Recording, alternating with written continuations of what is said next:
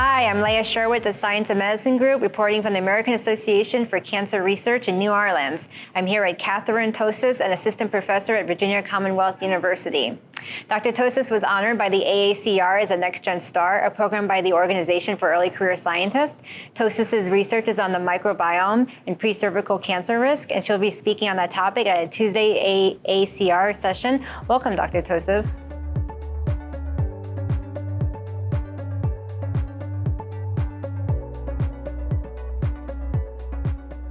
I'm excited to see, my scientific family, right? It's been so long since we see each other, and I feel like it's almost like a homecoming. That's what it feels like. So just to see people in person and, of course, hear the work that people have been doing for the last 2 years. I think that's what I'm most excited about. Did COVID affect the way you did your research at all? Oh, goodness. Yes. I started a new, brand spanking new tenure track faculty position during the pandemic. In fact, my last day at my prior job was that infamous Friday, March 13th, where everybody stopped working. And I started that following Monday, my new position as a tenure track faculty. So, it really has shaped the way that I relate to my colleagues. Many colleagues still just know me like this part here. Yet, I feel like I was able to still build good relationships, So I think though it had some limitations, it really has shaped the way in which we do science and connect with one another, I think, forever,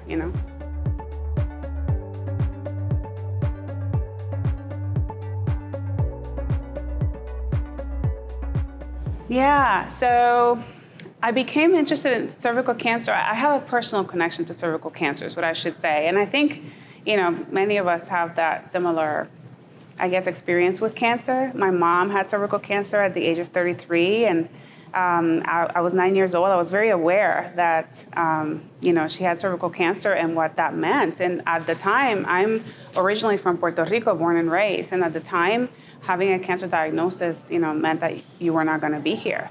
And I remember her hesitation around having a hysterectomy and having treatment, because she wanted to have more children. So as a consequence, I'm an only child, which is somewhat unusual for us culturally. My mom wanted to have many kids.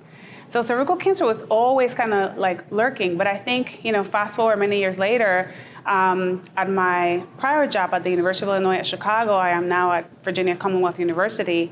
I oversaw the development of our catchment area, which is where do the people that we serve come from in a cancer center. And I noticed that cervical cancer was so prevalent, especially among Black and brown women, and that the average age of women that were dying was very, very young, in the 20s. And that was really poignant to me because cervical cancer, cancer is many diseases, right? There's only about 5 that have screenings available, right? Colon, cervical, prostate, breast, lung now. But only 2 of those have screening that are considered preventable. One is cervical and the other one is, colorectal, right? And cervical cancer has been declared by the World Health Organization as eradicable. There's a vaccine, there's effective screening, and so why are these young women dying from cervical cancer? So it's not very common, but it is the cancer that affects most in terms of years of life lost, because it is among young women.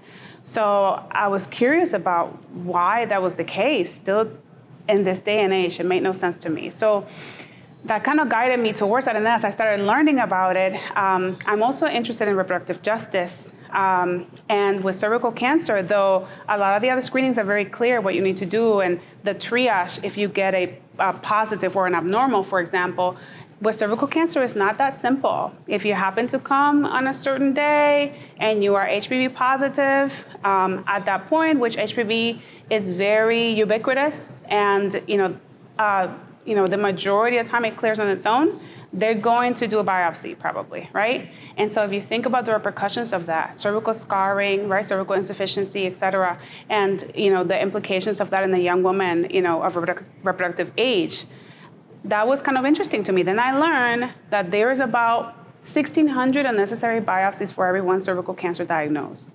And so the question is why? And so talking to some friends and colleagues that, were, OB-GYNs, they were like, we would love to have more information, but we don't. Then I started learning about the microbiome, right? This whole, what I call it, this impressionable organ that is least studied but we coexist with our microbes, and the microbiome is immunomodulatory.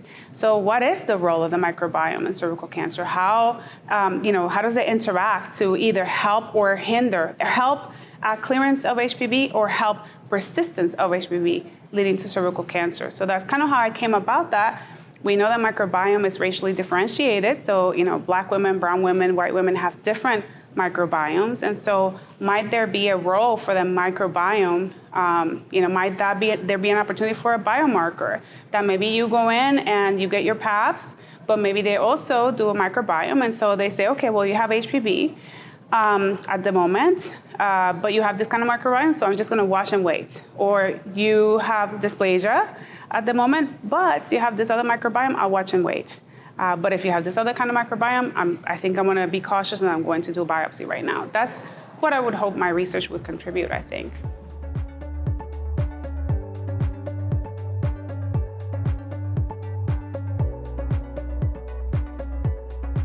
Yeah, I think that this is still in its nascence. I think there's a good amount of work that has been done around it, and this gets into biomarker work is always somewhat controversial because there's it could be a whole school that says, oh yeah, this biomarker works, and oh yeah, this biomarker does not. But I think that what I'm most interested in and what has been least studied in that area is how might it contribute to, have some explanatory value on racial and ethnic disparities in cervical cancer, right? And how we may differentially triage, women. So it could be through a risk score. And, risk scores are pretty common, I would say, in other cancers like breast cancer, for example. And I think that the popularity, if you may say so, of the microbiome is increasing in terms of its importance. For example, it's best studied perhaps in colorectal cancer. There's some work that is being done in lung cancer, which is also another interest of mine. Again, there's still a lot to learn, I would say. So, but I do think that increasingly there are more and more people that I think are finding that there may be some value to the microbiome, as a potential biomarker.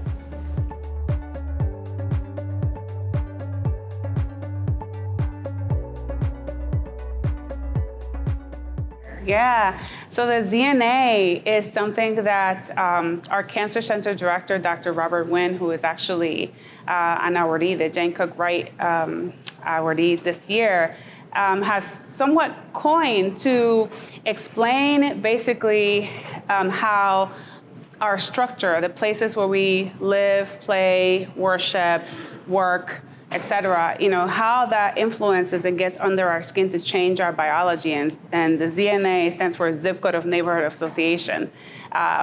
This is something, and he's going to give a tremendous lecture about this, that we've been talking about in a sense for many, many years. And it has increasingly sort of bubbled up to the surface as this really, really powerful factor in terms of our abilities to thrive in terms of health, or opportunities for us to get sick. That our environment sometimes, again, our structure sometimes may have more influence on our health than our DNA. In fact, that's one of the reasons how I got into the microbiome, because I think sometimes this is a whole field of like epigenetic. When people think about epigenetic work or epigenomics, right? They think they go straight from like, oh, you feel stress or, discrimination, and then there's histone modification at the DNA level. Well, there's a whole host of things that happen in between. And going back to my work on the microbiome, I believe that the microbiome may be that bridge, right? That interacts with our environment, and it changes immediately, right? When you drink water versus soda, your oral microbiome is changing, right? So when we're breathing in constantly, spores that are in the air. So I think that the microbiome may be that piece that may be one of the many connectors, and perhaps a simple connector between our experiences, our ZNA, and our DNA.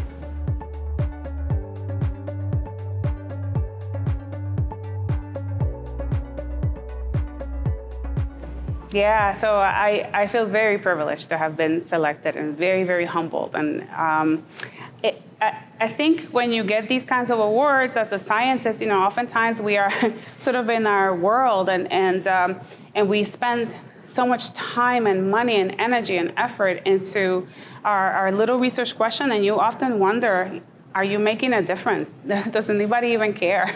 So sometimes I think when you get these awards, there's sort of a renewed excitement. I was like, okay, maybe I am doing something that makes a difference. But beyond my work, I think for me too, as a woman of color, of Afro-Latina, it also means that hopefully this can be an example for other, Afro-Latinas that will come behind me, right?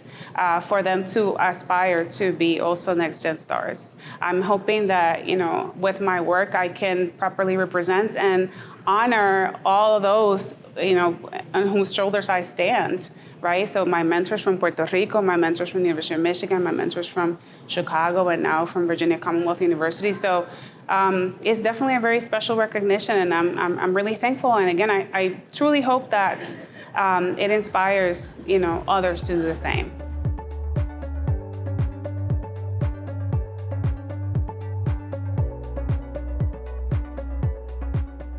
Yeah, so I have been really, really privileged in my career to have some really powerful mentors. In fact, recently we had the Women in Science Day, and I started writing a little post, on Facebook, kind of recollecting my path and recollecting women that in my scientific career that were important to me. And then I realized, I was like, oh my God, I was raised by female scientists from the very beginning, from undergraduate, which is really great. And now, I have, more male mentors for sure. But so I think that in that path, it is really important that we, again, look forward, and that we also do the same. So not only mentorship is important, but sponsorship is important. I've been really lucky to have been raised by mentors that understand the difference between the two, and have encouraged me also to reach out and not only be a mentor to other students that look like me, but also be a sponsor to those students, right? The difference being that, a mentor, of course, they bring you in, they teach you, et cetera, but a sponsor sort of introduces you to their network,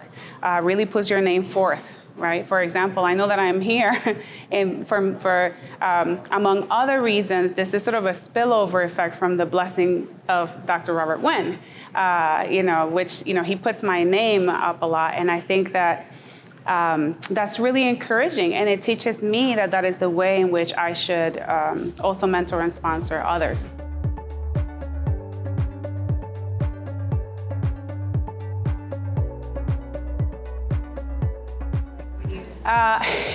It's interesting. This morning, I just went to a session around, grant writing with Dr. Victoria Seawald. And it made me think about how, for me, it's important that I continue to peel the layers of the research, because I am that person who wants to eat the entire apple in one bite. So just kind of peeling the layers. The very immediate next step that I have, I'm submitting a K Award, which is a career development award through the Center to Reduce Cancer Health Disparities. I have been well supported by the CRCHD at the NCI, and I'm really thankful for their leadership, and I hope to be, sort of a daughter and part of that legacy. And after that, hopefully, on R01, they have a new R01 mechanism for sure. I also would like to branch into lung cancer. So the microbiome being sort of the unifying theme, I would like to also look into microbiome. I want to stay in pre-cancer. I think that, of course, cancer is really important, right? And then, so there's people that study cancer and then people that study prevention. But I think there may be an opportunity on this, pre-cancer world, looking at these lesions and how might we prevent those lesions? Is there an opportunity for us to halt those lesions from progressing? That's where I would like to stay.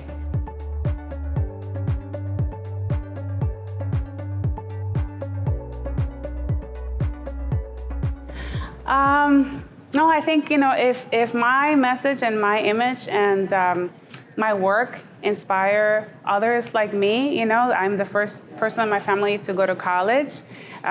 Recently, I have a little cousin who hopefully will, she graduated with her bachelor's, and hopefully she'll go to medical school. But I think it's important that we know that this is a new time and a new era. And, I hope that there are many more Kathys up and coming, and I hope to support many more Kathys to be female scientists.